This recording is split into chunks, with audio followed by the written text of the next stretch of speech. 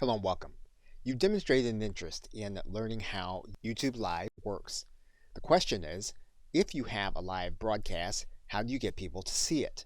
Now, you may already recognize that having someone watch your live stream while also seeing all of the other videos that are going to be available suits the platform well, but may or may not suit your business or organization well. So it's necessary to look at a number of tools that you have at your disposal within YouTube as well as outside of YouTube to get the word out about your live stream. And so in this course, we will go inside of your Creator Studio and we will look at some of those tools that you have available to you so that you will be able to make the most of them and get the maximum number of people watching your live stream. So we'll look at your channel customization tools. We'll also show you how to provide an easy to use subscribe link. We'll also take a look at some of the success factors in making your live stream visible and attractive for others to click on.